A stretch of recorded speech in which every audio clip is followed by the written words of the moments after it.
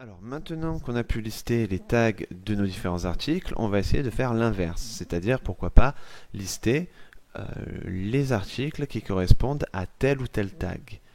Donc l'idée ici, ça serait peut-être, au lieu d'afficher un tag en dur, d'avoir un lien qui nous enverrait sur une vue /tags/id, et à partir de là, on ferait le listing des articles qui auront comme tag PHP ou JS ou peu importe.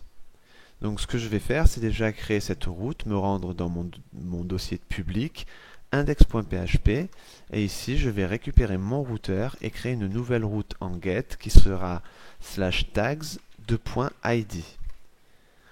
Ensuite, ce que je vais faire, c'est appeler toujours mon bloc contrôleur, mais libre à vous de créer un tag contrôleur si vous le souhaitez, et on aura une fonction tag au singulier.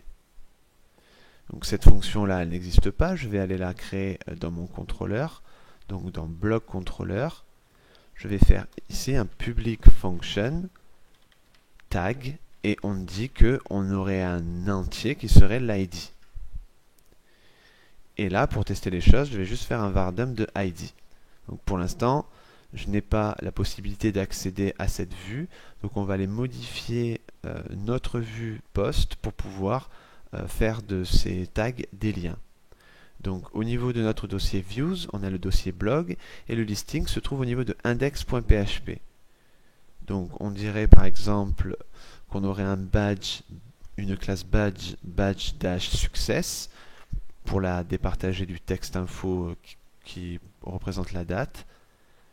Ici, on récupérait le tag name et on ferait plutôt un lien HTML comme ceci. Et on passerait au niveau de notre href un /tags/ et là j'ai accès à l'id puisque je suis en train de boucler sur mes tags. Donc je vais ouvrir mes balises PHP et faire tag /id. Donc on va venir récupérer tout ça. Donc là on voit que ce sont des liens cliquables. Donc ce qu'on peut faire, puisque c'est pas très lisible étant donné qu'il a pris la couleur du lien, c'est rajouter à notre lien une classe white text -white pour venir écraser la couleur bleue. Là, c'est quelque chose d'un peu plus lisible. Donc maintenant, on va cliquer sur JS par exemple, et on voit qu'on fait un var_dump de 2, qui est l'idée de notre tag JS. Si je clique sur PHP, j'envoie l'idée de PHP, c'est-à-dire 1. Donc à partir de là, on peut se créer notre logique. Donc ce qu'on pourrait se dire, c'est je vais déjà récupérer le tag en faisant un new tag de cette façon. Donc là, on ne va pas oublier d'importer la classe. Donc soit vous le faites manuellement, soit vous avez des add-ons pour vous y aider tels que PHP Name Resolver. Vous utilisez le raccourci Ctrl-Alt-I ou clic droit, import class. Bon, la classe en l'occurrence était déjà importée. Mais en tout cas, n'oubliez pas de faire le use app_models_tag. Et on voit ici qu'il attend à sa construction la connexion à la base de données. Donc this get db. Donc maintenant, on va venir récupérer le tag en question en faisant un find by id et je vais lui passer l'id. Alors quelque chose aussi pour gagner peut-être une ligne ou deux sur notre contrôleur, c'est au lieu tout simplement de refaire ça en bas et de restocker ça dans une variable tag, on peut englober ici notre nouvelle instance et chaîner find by id de cette façon-là. Et on lui passerait l'id. Ça permet de gagner une petite ligne. Après, libre à vous de le faire sur les postes si vous voulez pour gagner de l'espace. À ce niveau-là, je récupère mon tag. Et pourquoi pas envoyer ça dans une vue et avoir une fonction getPost qui récupérerait les postes de nos différents du tag en question. Donc pour ce faire, on va bien évidemment avoir besoin d'une nouvelle fonction au niveau de notre modèle. Donc dans notre fameux modèle qu'on avait créé dans la vidéo précédente, on a ici une classe tag. Donc ce qu'on peut se faire, c'est se créer une public function getPost Et là, un petit peu comme sur notre poste, on pouvait return une query, et là, on faisait une jointure de table. Alors, on va voir dans cette vidéo qu'on va pouvoir faire quelque chose d'un petit peu plus simple, parce qu'on n'a pas besoin de tout récupérer, on va juste avoir besoin de faire une liaison sur la table de pivot, et ensuite, on met notre condition. Donc, on va faire un return this query, donc ce sera bien évidemment une requête préparée. En ce qui concerne la requête SQL, eh bien c'est quelque chose d'assez simple.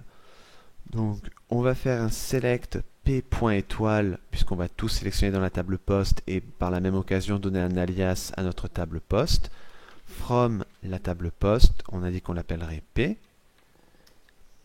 Là on a besoin de faire une jointure de table, donc on va venir faire un inner join de post underscore tag et on se dirait l'appeler pt tout simplement sur, et bien sur pt.post underscore id, et là notre colonne qui fait la jointure, c'est le post id, sur quoi? Et bien sur l'id de nos postes, donc p.id. Et à partir de là, on n'a plus besoin de faire un second inner join, contrairement à ce qu'on a fait la dernière fois. On peut directement faire un where. Eh bien, c'est pas compliqué, on va aller trier ça directement sur notre table pivot. Donc, pt.tag underscore id est égal à point d'interrogation. Comme ça, on va trier uniquement où le tag id est égal à this id, c'est-à-dire l'id du tag en question. On ne rajoute pas d'autres arguments parce qu'on veut effectivement récupérer un fetch all, étant donné que c'est une relation many to many. On peut potentiellement avoir plusieurs tags. Donc on va venir également faire la refactoration au niveau de notre getTags. Donc on faisait bien un select t.étoile from tags. On faisait un inner join post tag pt et là on liait le tag id sur l'id des tags. Et globalement c'était tout. On n'a plus besoin de faire un second inner join. Et là on peut simplement dire where pt.post underscore id est égal à l'id du poste en question. Vu qu'on a fait un join sur notre table pivot, ça nous permettra de gagner du temps des deux côtés. Et j'enregistre également cette fonction-là au niveau de notre getPost. Donc voilà, c'est aussi ça, quand on développe une application, on essaye de faire les choses un petit peu fonctionnelles, on fait attention à la maintenabilité et à la sécurité, et puis on essaye de corriger, d'optimiser les petites choses au fil du temps. Donc maintenant que ça, eh bien c'est sauvegardé, je vais pouvoir l'utiliser dans ma vue, mais avant, on va faire un return this view. Alors là, libre à vous, moi je vais de créer la vue que vous voulez, moi je vais créer une vue tag.php au niveau de mon blog, et je vais lui faire passer le tag. Donc blog.tag, je vais devoir créer une vue tag.php au niveau de mon dossier blog. Je vais venir prendre le listing ici de mes articles parce que c'est sensiblement la même chose. Et dans la vue, je vais coller ça. Donc là, on peut juste mettre en H1, vu qu'on a passé le tag, on est libre de récupérer les infos qu'on veut, donc tag name. Et ici, alors du coup, ça va pas être tag name, ça va plutôt être params tag flash name. Et ensuite, on va pouvoir faire notre listing en utilisant notre super fonction. Donc on va boucler en faisant params tag get post as post. Et ensuite, on n'a pas besoin de récupérer non plus trop de choses, à vous de voir. Moi, ce que je vais faire, juste à titre indicatif, c'est juste passer un lien, pourquoi pas, et ce lien, de cette façon, va nous rediriger vers l'article sur /post/ et là je passe l'id en faisant un écho de post id de cette façon. Voilà. Donc on va voir un petit peu ce que ça donne. Je vais réactualiser. Donc là on voit que le code n'a pas changé sur le listing des articles, ce qui signifie que la refactoration que j'ai fait sur mon modèle post au niveau des get tags est bonne. On va cliquer sur par exemple le tag Python. On sait qu'il y a seulement mon deuxième article avec le tag Python. Voilà, et là on a juste mon deuxième article, impeccable. On va également récupérer, alors HTML, CSS, ils sont deux, on a mon troisième article et mon deuxième article à avoir ce tag, et c'est bien ce qu'on voit ici. Donc a priori, notre système maintenant fonctionne, et on peut récupérer la liste des postes de tel ou tel tag.